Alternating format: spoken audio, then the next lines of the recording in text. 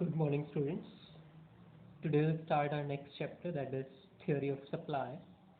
Students, as we have discussed earlier, the theory of demand. In contrast to demand, the supply is the another concept. That means that is just opposite to demand. Okay.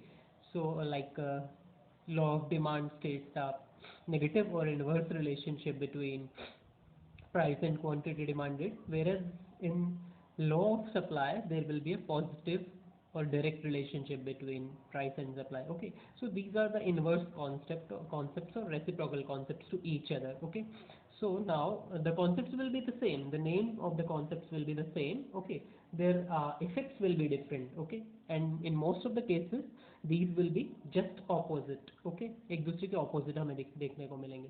So what first of all, theory of supply. Now we'll discuss about the supply. Okay, what is supply? Supply is the various quantities. Supply means the various quantities or the number of quantities that a producer is willing. Okay, that a producer is willing to sell at different possible prices. Okay, just as demand. Okay, demand consumer के point of view से हमने पढ़ा था. Now supply we will be discussing about the point of view of producer. Okay, or from producer's point of view we will be discussing the concept of supply. Okay, so the point is the various quantities or the various units or different units. Okay, the different units a producer is willing to sell at different prices. Okay, एक commodity की different units different prices के ऊपर बेचने के लिए जो producer है ready है. ठीक है, तो उन different prices के ऊपर जो different units बेचे जा रही हैं वो उस product की supply है, उस commodity की supply कही जाएगी या फिर उस producer की supply कही जाएगी for that particular commodity. Okay, now the two points are there, two concepts are there. One is supply and other one is stock. Supply means the various quantities which are ready for sale. The various quantities which are ready for sale at different prices. Okay, different prices के ऊपर different quantities या different units की producer sell करना चाहता है. Okay, that means prices change होते हैं अलग अलग टाइम पीरियड्स में. ओके, आज कुछ प्राइस है, कल कुछ प्राइस होगा, परसों कुछ प्राइस होगा. दैट मीन्स सप्लाई जो है किसी एक पर्टिकुलर पॉइंट ऑफ टाइम पे मेजर नहीं की जा रही. ओके, हमने क्या पढ़ा, डिफरेंट प्राइसेस के ऊपर डिफरेंट यूनिट्स बिकने के लिए रेडी है या प्रोड्यूसर बेचना चाहता है. Okay, so the number of units और the various units the producer is willing to sell. Okay, various units the producer is willing to sell at different or various prices. Okay, that is known as supply. Okay, so जो various prices होंगे या price में जो variations आएंगी वो different period of time में आएंगे, different points of time में आएंगे. Okay, और different points of time को हम एक period of time कहेंगे. Okay, so supply is measured in period of time. Okay, whereas stock is a specific quantity or total quantity. Okay, specific quantity होगी, certain quantity होगी, total quantity होगी एक commodity की which is available with the producer. Okay, एक point of time में से eight a particular date और a day. Okay, एक पर्टिकुलर डेट और डे पे एक प्रोड्यूसर के पास किसी पर्टिकुलर कमोडिटी की जितनी टोटल यूनिट्स अवेलेबल हैं that these total units will be considered as stock. Okay, so stock is measured at a point of time. Clear? एक पर्टिकुलर डेट को कितनी यूनिट्स जो थी कमोडिटी की, लाइक वीट की, एक फार्मर के पास एक पर्टिकुलर डेट को 30 क्विंटल्स वीट था. Okay, so that 30 quintal of wheats will be considered as the stock on that particular date. Okay,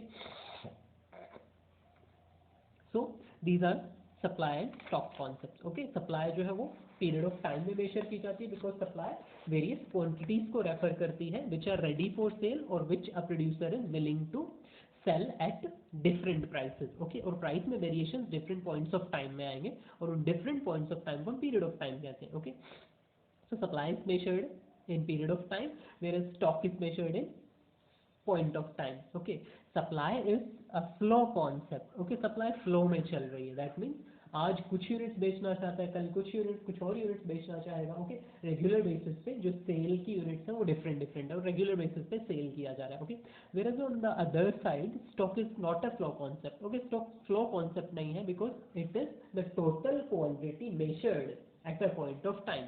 Okay, एक कमोडिटी की टोटल क्वांटिटी जो एक पॉइंट ऑफ टाइम में मेजर की गई है, ठीक है। हमें नहीं पता उसको हम आज बेचने वाले हैं, कल बेचने वाले हैं, ओके। क्लियर, जो आज या कल या उससे आगे कभी बिकने के लिए रेडी है, okay, that is stock. Clear, that is not a flow concept. एक पॉइंट ऑफ टाइम में जितना टोटल क्वांटिटी अवेलेबल है, ठीक है, ये मीन्स बेचने के लिए आज कल परसों अलग अलग क्वांटिटी या यूनिट चेंज नहीं हो रही है, बेची नहीं जा रही है, ठीक है।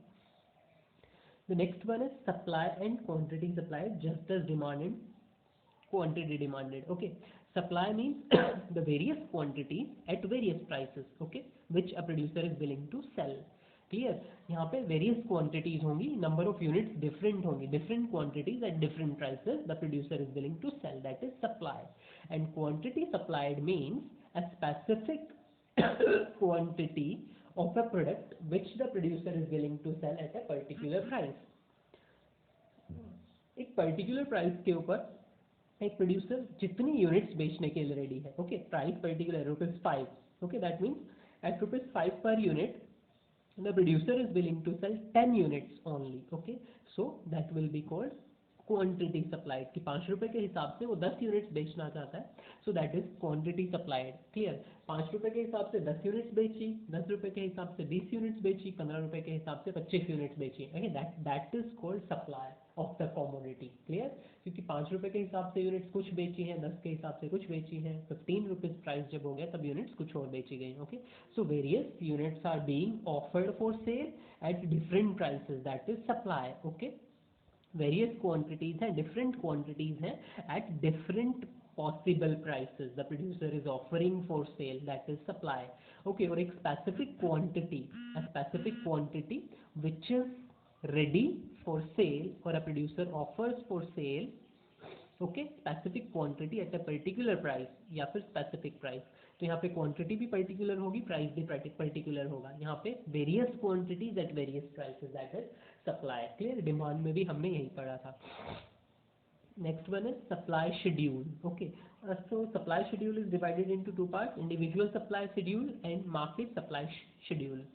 इंडिविजुअल सप्लाई शेड्यूल मीन्स एक individual producer, okay, different prices के ऊपर एक इंडिविजुअल प्रोड्यूसर कितनी यूनिट्स एक कमोडिटी की बेचने के लिए ऑफर करता है, okay. So various units of a commodity which are being offered by a firm or a producer at various prices in the market, okay. So keep remember there is a single producer or a single firm which is selling the product in the market, okay. एक single producer या single firm है जो product को market में बेच रहा है, okay. So how many units are being offered for sale at various prices, that table which is showing the combination or the relationship between this price and quantity sold, okay, that is known as schedule. Clear, so the table showing or a table showing various quantities of a commodity which are being offered by a producer or a firm at various prices for sale in the market, okay. एक producer ने एक commodity की जो different unit different prices पे cell करने के लिए offer किया है, ठीक है, उनको दिखाने वाली टेबल ही क्या है, इंडिविजुअल सप्लाई शेड्यूल है, ओके।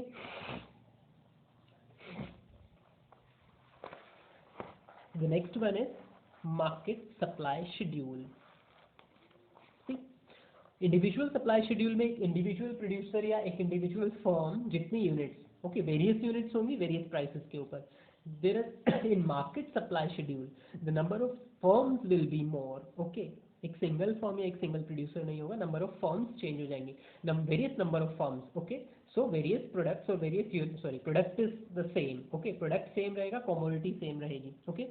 सो उस कमोडिटी की जो various units different producers offer कर रहे हैं for sale at various prices, okay. For example एक प्रोड्यूसर ₹5 के हिसाब से 10 यूनिट्स बेचना चाहता है और दूसरा प्रोड्यूसर ₹5 के हिसाब से ही 20 यूनिट्स बेचना चाहता है, ठीक है। तो टोटल मार्केट में सेल के लिए कितनी क्वांटिटीज अवेलेबल है, 30 यूनिट्स, ओके, उस कमोडिटी की। एक प्रोड्यूसर ₹5 के हिसाब से 10 यूनिट्स और दूसरा प्रोड्यूसर 20 यूनिट सेम प्राइस के ऊपर, ओके। सो टोटल जो सेल हो गई मार्केट में वो कितने की होगी, 30 यूनिट्स की, ओके। एक ने 10 यूनिट बेचने के लिए ऑफर किया है, दूसरे ने 20 यूनिट्स बेचने के लिए, okay. That will B market supply. Clear, and market supply schedule the table showing the market supply. Clear, market supply is the combination of various units which are being offered for sale by various producers or various firms in the market at various prices. Okay, the combination of units of a product which are being offered, combination of units मतलब हमने दोनों को add कर दिया, तीनों को add कर दिया, जितने फॉर्म्स होंगी वो जितने जितने यूनिट्स ऑफर करती हैं एक प्रोडक्ट की वेरियस प्राइसेस पे बेचने के लिए, ठीक है, उनको ऐड करते जाओ, that will B market supply. Okay, हमने यहाँ पे कॉम्बिनेशन देखा. 5 रुपए के हिसाब से वो कोई भी यूनिट नहीं बेचना चाहते, ना तो फॉर्म ए बेचना चाहती है और ना ही फॉर्म बी बेचना चाहती है, तो जीरो हो गया. 10 रुपए के हिसाब से फॉर्म ए 10 यूनिट्स बेचना चाहती है, फॉर्म बी 5 यूनिट्स बेचना चाहती है, combination 10 + 5 15 units, that means market supply होगी 15 units at ₹10.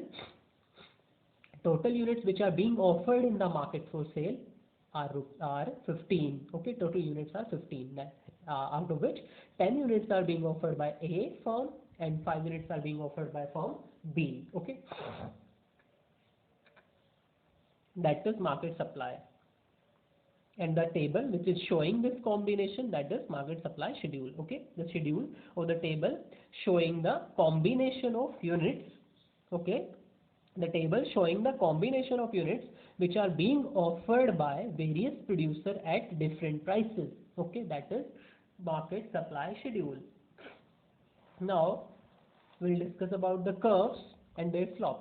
Okay, supply curve, the graphic presentation of the supply schedule. Simple, it is very simple. The graphic presentation of supply schedule is supply curve. Okay, or you can say the curve which is showing the relationship between price and quantity or price and units of a commodity sold. Okay, the curve which showing the relationship between price and quantity sold. Okay, that is known as supply curve. Okay, if the schedule are two, the curves will also be two: individual supply curve and market supply curve. Okay, so individual supply curve is the graphic presentation of individual supply schedule. Okay, and the supply curve slopes upward as opposite to demand curve. Demand curve जो था वो downward sloping था, that means downward sloping curve क्या दिखाता है, negative relation दिखाता है, ठीक है, between price and quantity. Okay, and upward and an upward sloping curve shows the positive relation between price and quantity sold. Okay, means obviously एक producer जो है, अपवर्ड स्लोपिंग कर्व क्या दिखा रहा है, एक प्रोड्यूसर जो है ज्यादा यूनिट तभी बेचेगा जब प्राइस इंक्रीज होगा. Okay, that is the positive relation between price and quantity sold. Clear? So the supply curve slopes upward. Okay, जैसे 10 रुपए के हिसाब से 10 यूनिट्स बेच रहा है, 15 रुपए के हिसाब से 20 यूनिट्स बेच रहा है, 20 रुपीज के हिसाब से वो 30 यूनिट्स बेच रहा है, बिकॉज ओ एक्स एक्सिस पे हमने यूनिट्स मीन्स क्वांटिटी ली है जो कि सेल के लिए ऑफर की गई है प्रोड्यूसर के द्वारा, एंड ओ वाई एक्सिस पे we have shown price of the commodity and this is the per unit price. Okay, ये एक यूनिट का प्राइस हम दिखाएंगे, per unit price. Clear? So upward sloping supply curve means shows the positive relation between price per unit and quantity sold. Okay, here is the market supply curve. Market supply curve जितनी भी firms हैं उनके supply curves को add कर देंगे. Okay, different supply curves के sorry different firms के supply curve different हो सकते हैं. Clear? Different firms may have different और मे reveal or may show or may have different supply curves. Okay, that means their slope may be different. Okay, उनका slope different हो सकता है, like it is steeper, it is like sorry it is steeper, it is flat. Okay, ये ज़्यादा flat है, ये ज़्यादा steeper है. ओके, दैट मीन्स ये जो है ₹10 पे 5 यूनिट्स बेचने के लिए रेडी है, 15 रुपीज़ पे 10 यूनिट्स. ओके, 20 यूनिट्स पे 15 यूनिट्स, दैट मीन्स हर एक 5 रुपये बढ़ने पे 5 यूनिट्स बढ़ा देता है. हेयर लाइक 10 रुपीज़ के ऊपर 10 यूनिट्स, 15 रुपीज़ के ऊपर 20 यूनिट्स. ₹5 प्राइस में इंक्रीज हुआ लेकिन क्वांटिटी इसने ज़्यादा इंक्रीज कर दी. Okay, that's why it is more flat. Okay, ये ज़्यादा इलास्टिक है और इसकी इलास्टिसिटी कम है. तो इन दोनों के कॉम्बिनेशन को हम मार्केट सप्लाई कर्व कहते हैं. ओके, सो डिफरेंट फॉर्म्स के the combination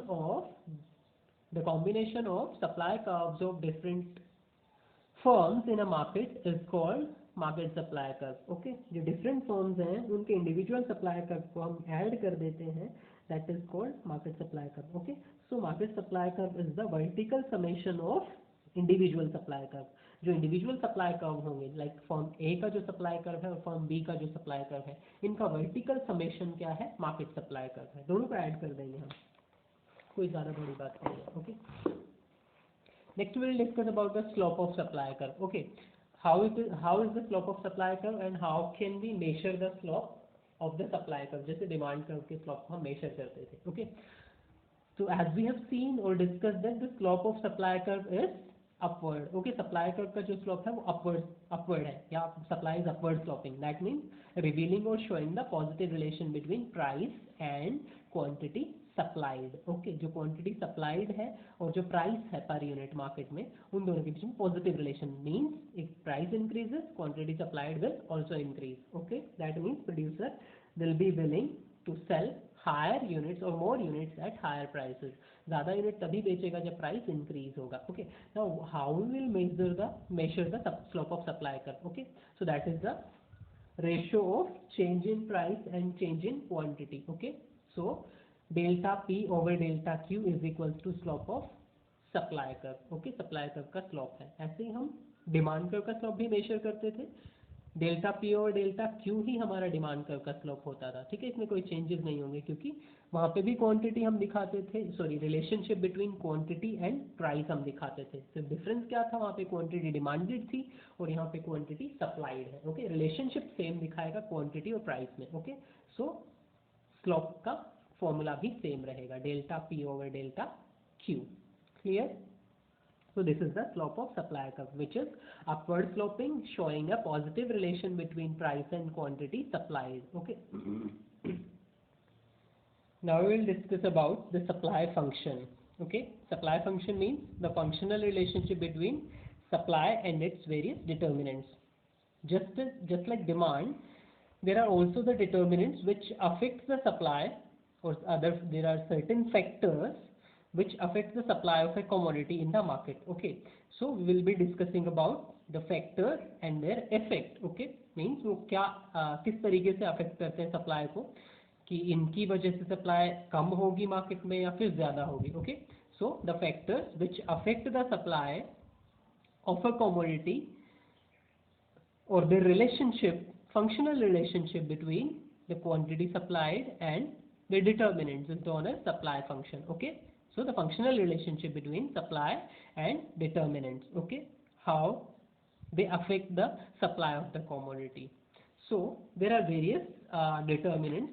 Okay, so algebraically it is studied as supply of commodity X. Sx means supply of commodity X is equals to the function of Px, price of on commodity, PR, price of related goods, NF, the number of firms in the market, G, goal of the firm. Okay, कि firm का जो गोल है, objective वो क्या है। PF means price of factors of production. Okay, जो production के जो फैक्टर्स हैं उनकी कॉस्ट क्या है। ओके, इसको हम कॉस्ट ऑफ प्रोडक्शन भी कह सकते हैं। सो T, state of technology, EX means business expectation. Clear?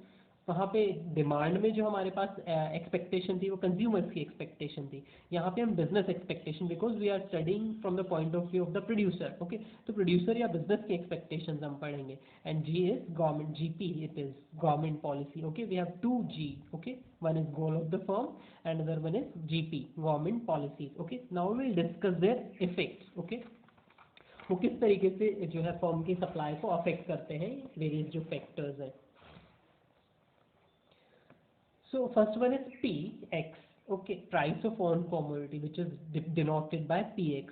Okay, so basically we have seen that we have discussed that there is a positive relation between price of the commodity and its quantity supplied. Okay, that means the producer will be willing to sell more of a commodity if the prices increase. Okay, and vice versa. Okay, so on price of the commodity means there is a direct or positive relation. Okay, you can say there is a direct or positive relation between on price of the commodity and its quantity supplied. Okay, means higher price, higher the price, higher the quantity supplied, or the producer will be willing to sell more units, will be willing to sell more units at higher prices. Okay, and if the prices are low or lower, the producer will be willing to sell low. Okay, so there is a positive relation, price decrease होगा तो quantity supplied भी decrease होगी, price increase होगा तो quantity supplied भी increase हो जाएगी। Okay, producer अपना प्रॉफिट ज़्यादा करना चाहता है तो उसको प्रॉफिट ज़्यादा कब होंगे, जब प्राइसेस इंक्रीज होंगे। ओके, मार्केट में, क्योंकि कॉस्ट ऑफ प्रोडक्शन तो जितना उसने खर्चा किया वो तो ओवर द ईयर्स कांस्टेंट रहा ना, जब तक उसका माल नहीं बिका, ठीक है, प्राइसेस ही चेंज होंगे, कॉस्ट थोड़ा ना चेंज होगी। एक बार बना लिया है तो पैसा जितना लगाया उतना लग चुका है, ठीक है। अब अगर प्राइसेस इंक्रीज होते हैं तो उसका प्रॉफिट ही इंक्रीज होगा। ओके, सो द प्रोड्यूसर जो है ज़्यादा बेचना चाहेगा अगर प्राइसेस इंक्रीज होते हैं तो। Okay, that is very basic concept. The next one is price of related goods. Okay, we have related goods also in the market. Okay, we have discussed these related goods as complementary goods and substitute goods. In demand theory of demand also we have discussed these two concepts. Okay, so these will be the same in supply concept also. The related goods are substitute goods and complementary goods. Okay, so now we will discuss what effect do they have on the supply of on commodity if their prices change. Okay, अगर substitute या complementary के prices change होते हैं तो effect क्या होता है उस कमोडिटी की, ऑन कमोडिटी की सप्लाई के ऊपर, ठीक है। So if you take substitute good, okay, the price of substitute goods, okay, there is a change in price of substitute goods. Okay, the two substitute goods we are taking tea and coffee. Okay, very common example we are taking. Okay, demand में भी हमने यही लिया था. Okay, so if the producer is selling tea, sorry, the firm or the seller is selling tea, okay, or the producer is producing tea, clear, seller बेच रहा है, producer produce कर रहा है, प्रोड्यूस करके बेचेगा। Okay, so if the producer is producing tea और the seller is selling tea, okay, if there is no change in the prices of tea, okay, price tea के प्राइसेस में कोई change नहीं आता है, लेकिन the prices of coffee, that is the close substitute of tea, okay, tea का जो substitute है कॉफी, अगर मार्केट में कॉफी के प्राइसेस इंक्रीज हो जाते हैं तो ऑब्वियसली टी की जो सेल है वो कम हो जाएगी, क्योंकि प्रोड्यूसर जो है इस प्राइस पे टी को कम बेचना चाहेगा, क्योंकि जो सब्स्टिट्यूट कमोडिटी है उसके प्राइसेस इंक्रीज हो गए हैं, ठीक है, तो वो उसको ज़्यादा बेचना चाहेगा, वो चाहेगा कि मैं कॉफ़ी भी बेचूं या कॉफ़ी भी प्रोड्यूस करूं, क्योंकि उसमें उसको ज़्यादा फायदा है, तो इस प्राइसेस के ऊपर वो टी का प्रोडक्शन या टी की सेल जो है कम करेगा। ओके, हालांकि टी के प्राइसेस में कोई चेंज नहीं आया है, बट सब्स्टिट्यूट के प्राइसेस में चेंज होने की वजह से टी का जो सेल है वो कम हो गई है। ओके, डिमांड में उल्टा हो जाता था, अगर कॉफ़ी के प्राइसेस इंक्रीज होते तो कॉफ़ी के जो कंज्यूमर्स हैं वो टी पे शिफ्ट हो जाते, तो टी की डिमांड बढ़ जाती, लेकिन सप्लाई में ऐसा नहीं है, ठीक है, सब्स्टिट्यूट, क्योंकि प्रोड्यूसर सोचेगा, ठीक है, जो प्रॉफिट जहाँ पे हो रहा है, प्रॉफिट उसको कब होगा, जब कॉफ़ी बेचेगा, क्योंकि कॉफ़ी के प्राइसेस इंक्रीज हो गए और टी में कोई चेंज नहीं आया है। Okay, the next one is number of firms in the industry. Okay, the supply or the quantity supplied also depends on the number of firms in the industry. Okay, industry में जो firms हैं वो कितनी हैं, obviously अगर number of producers ज़्यादा होंगे, number of sellers ज़्यादा होंगे या नंबर ऑफ फर्म्स ज़्यादा होंगी इंडस्ट्री में या मार्केट में, ऑब्वियसली क्वांटिटी भी ज़्यादा अवेलेबल होगी, क्योंकि ज़्यादा प्रोड्यूसर्स होंगे तो ज़्यादा प्रोड्यूस कर पाएंगे, ठीक है, तो number of if the number of firms are more, the supply will be more. If the number of firms are less in the industry, supply will be less. For example, automobile industry है, उसमें various firms हैं, Honda है, Hyundai है, Skoda है, Maruti है, okay, like Renault है, ठीक है, तो वेरियस फर्म्स हैं, और जो ऑटोमोबाइल जो फर्म्स हैं, ठीक है, जो ऑटोमोबाइल इंडस्ट्री में वेरियस जो कार्स हैं और means four wheelers and two wheelers हैं प्रोड्यूस करके बेच रही हैं। ओके, अगर हम फोर व्हीलर्स की बात करें तो बहुत सारी फर्म्स हैं, ठीक है, जो फोर व्हीलर मार्केट में अपने प्रोडक्ट्स बेच के प्रोड्यूस करके बेच रही हैं, ठीक है, so number of firms are more, that's why we have various kinds of goods as well as the number of goods in the market. अगर लिमिटेड ही होती, सपोज मैं बोलूँ सिर्फ मारुति एंड टाटा ही या महिंद्रा ही दो ऐसी या तीन ऐसी फॉर्म्स हैं जो मार्केट में फोर व्हीलर्स बना के बेच रही हैं, तो जो नंबर ऑफ प्रोडक्ट्स होते हैं वो भी लिमिटेड होते हैं और वेराइटी भी उतनी नहीं होती है हमारे पास। Okay, so number of firms जो है सेल को डायरेक्टली अफेक्ट करती है, अगर नंबर ऑफ फर्म्स ज़्यादा होंगी तो नंबर ऑफ प्रोडक्ट्स भी ज़्यादा प्रोड्यूस किए जाएंगे। Okay,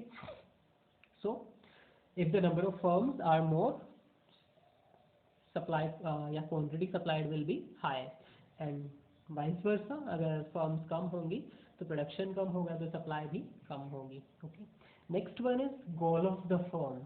Okay, now we will discuss about the goal or the objectives of the firm. Okay, there are two objectives a firm will be following. One objective is sales maximization and other one is profit maximization. Okay, sales maximization कब होता है? Sales maximization होता है when the producer or the firm is willing to sell more units of a commodity even at the same price. Okay, same price के ऊपर वो जो है ज़्यादा यूनिट्स बेचना चाहती है, दैट इज सेल्स मैक्सिमाइजेशन. वो सेल्स को मैक्सिमाइज करना चाहती हैं. ठीक है. And if the like objective और the goal of the firm is to maximize its profits, तो प्रॉफिट्स कब मैक्सिमाइज होंगे?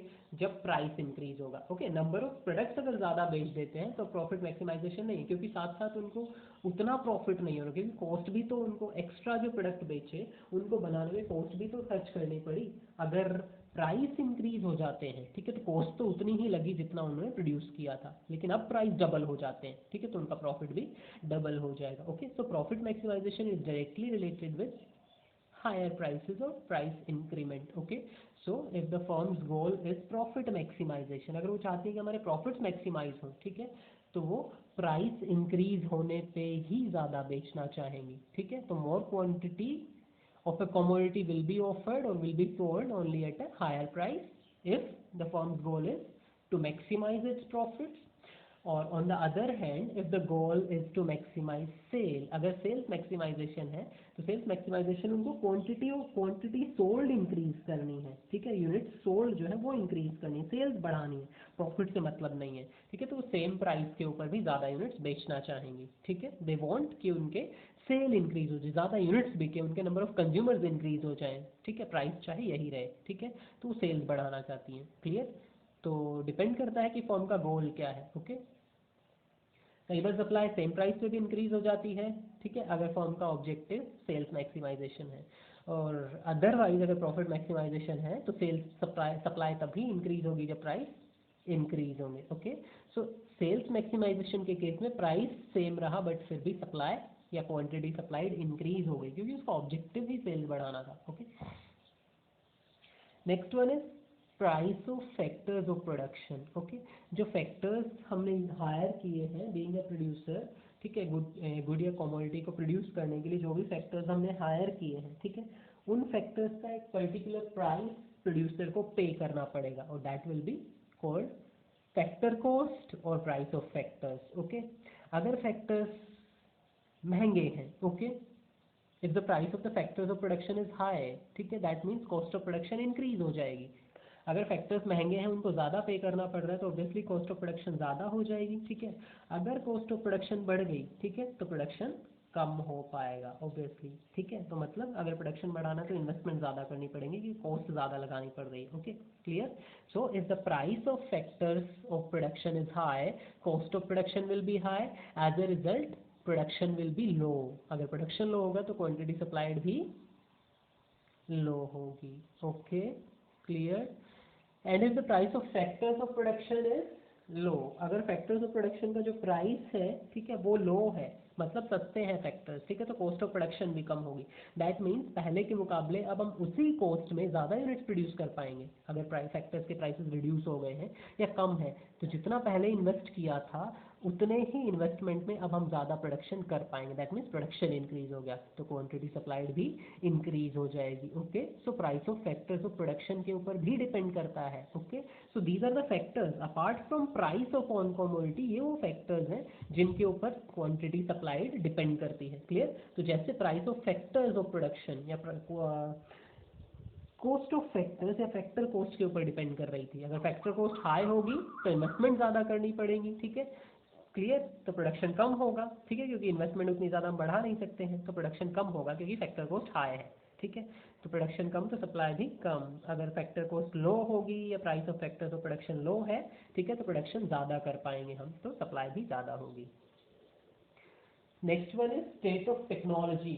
State of technology means if we are using improved or advanced technology or advanced technique, okay, machine sophisticated है, advanced है, improved है, ठीक है, better machines हम use कर रहे हैं, ऑब्वियसली हमारी जो स्पीड ऑफ प्रोडक्शन है, ठीक है, प्रिसीजन है, एक्यूरेसी है, ठीक है, टाइम ऑफ प्रोडक्शन है, सब में चेंजेस आएंगे, okay, that means production increase, ultimately अगर हम कहें तो प्रोडक्शन टाइम कम हो जाएगा, प्रिसीजन इंक्रीज हो जाएगी, एक्यूरेसी इंक्रीज हो जाएगी, क्वालिटी इंप्रूव हो जाएगी प्रोडक्ट की, ओके। सो अगर बेटर टेक्नोलॉजी हम यूज़ कर रहे हैं तो स्पीड ऑफ प्रोडक्शन इंक्रीज हो जाएगा, तो उसी टाइम में या कम टाइम में या कम कॉस्ट में, क्योंकि हम प्रोडक्शन बढ़ा रहे हैं तो लार्ज स्केल पे प्रोड्यूस करने के हमें बेनिफिट्स मिलेंगे, पर unit cost of production decrease हो जाएगी, okay, we will be having economies of large scale production, okay. Economies of large scale production means जो हम लार्ज स्केल पे प्रोड्यूस करते हैं तो per unit cost of production कम हो जाती है, क्यों? क्योंकि फिक्स कॉस्ट तो सेम रहती है, हम चाहे 1 यूनिट प्रोड्यूस करें चाहे 20 यूनिट या मैक्सिमम यूनिट्स प्रोड्यूस करें उस फिक्स फैक्टर की कैपेसिटी के according, okay. So fix factor की कॉस्ट या फिक्स्ड कॉस्ट सेम रहती है, ठीक है। तो ज़्यादा नंबर ऑफ यूनिट्स प्रोड्यूस करेंगे तो per unit cost of production कम हो जाएगी, क्योंकि फिक्स्ड कॉस्ट ज़्यादा नंबर में बढ़ जाएगी अब, okay. So state of technology, if we are using improved technology, that means we will be able to sell more as we are producing more units, okay, at the same price or at in small or short time period, okay। so हमारा production बढ़ जाएगा, production बढ़ेगा तो supply भी बढ़ जाएगी, okay. तो improve technology या बेटर टेक्नोलॉजी जो है यूज़ करेंगे तो प्रोडक्शन बढ़ेगा, प्रोडक्शन बढ़ेगा तो सप्लाई बढ़ेगी, okay. Next one is business expectations, okay. Business expectations को हम दो पार्ट्स में डिवाइड करते हैं, one is bullish expectation and other one is bearish expectation, okay. Market terms होती है, फाइनेंशियल मार्केट में हम यूज करते हैं, बुल मार्केट है या बेयर मार्केट है, ओके। बुलिश होता है एग्रेसिव, ठीक है, aggressive, that means expectations of high demand. यहाँ पे प्रोड्यूसर्स के पॉइंट ऑफ व्यू में हम बुलिश जो एक्सपेक्टेशन है उसको पढ़ेंगे। Bullish expectations means expectation of high demand, okay. That means producers are expecting a high demand of the commodity, okay।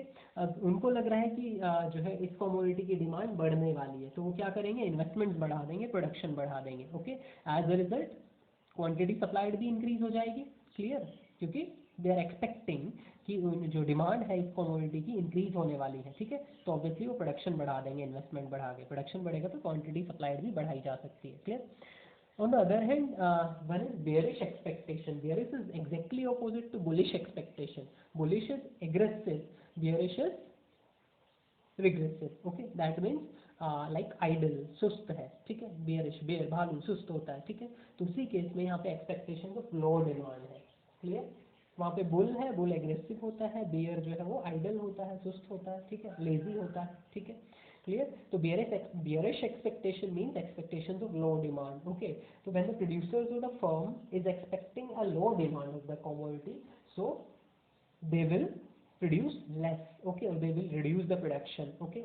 वो प्रोडक्शन घटा देंगे, प्रोडक्शन घटाएंगे तो ऑब्वियसली क्वांटिटी फॉर सेल जो है या कमोडिटी फॉर सेल जो है वो कम अवेलेबल होगी, so quantity supplied will be low, क्योंकि वो प्रोडक्शन घटा चुके हैं, क्लियर। तो बिजनेस एक्सपेक्टेशंस के ऊपर भी सप्लाई डिपेंड करती है कि प्रोड्यूसर या जो फर्म्स हैं वो क्या एक्सपेक्ट करके चल रही हैं, मार्केट में डिमांड बढ़ेगी या घटेगी, ये फ्यूचर से रिलेटेड होती है ये जो एक्सपेक्टेशंस है। The next one is government policy, okay। Government policy has two components, one is taxation and other one is subsidy, okay। If the government levies high taxes on the commodity, okay, government अगर taxes ज़्यादा लगाती है, ठीक है, मतलब ये दोनों affect करती हैं।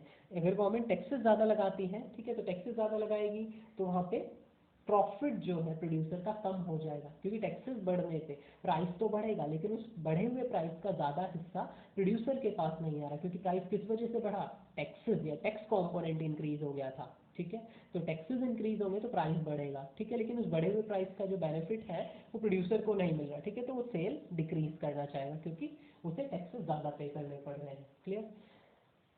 The other one is subsidy. Subsidy is the financial help given by the government to the producer. Okay. तो subsidies जो है वो cost of production को घटा देती है. Like for example, government is providing subsidy on purchase of certain raw materials. Okay. कुछ certain raw materials को खरीदने के लिए government जो subsidy offer कर रही है, ठीक है, तो raw material उनको सस्ता मिल जाएगा. Like electricity के या power supply के ऊपर ही subsidy दे रही है. Okay. तो जो कॉस्ट ऑफ इलेक्ट्रिसिटी या कॉस्ट ऑफ पावर है, ठीक है, जो कि यूज हो रही है प्रोडक्शन में, वो कम हो जाएगी। तो that means cost of production reduce हो गया। Okay, so cost of production reduce हो गया तो ऑब्वियसली प्रोडक्शन इंक्रीज किया जा सकता है सेम कॉस्ट में, क्योंकि अब कम कॉस्ट लगानी पड़ रही है, ठीक है। तो वो जो बचा हुआ सब्सिडी की वजह से जो कॉस्ट बच गई, उसको फर्दर इन्वेस्ट किया जा सकता है, प्रोडक्शन बढ़ाया जा सकता है। दैट मीन्स सब्सिडीज डायरेक्टली क्या करती है, सप्लाई को बूस्ट अप करती है, इंक्रीज करने में हेल्प करती है। ओके, सो सब्सिडीज में इंक्रीज द सप्लाई या quantity supplied, whereas taxation, okay, increase in taxes जो है वो रिड्यूस कर देगा सप्लाई को, and decrease in taxes supply को इंक्रीज कर देगा। सब्सिडीज अगर इंक्रीज होती हैं तो सप्लाई इंक्रीज हो जाएगी, सब्सिडीज अगर डिक्रीज होती हैं तो सप्लाई डिक्रीज हो जाएगी। ओके, सो ये कुछ डिटर्मिनेंट्स थे। Next we will discuss about the law of supply. Okay,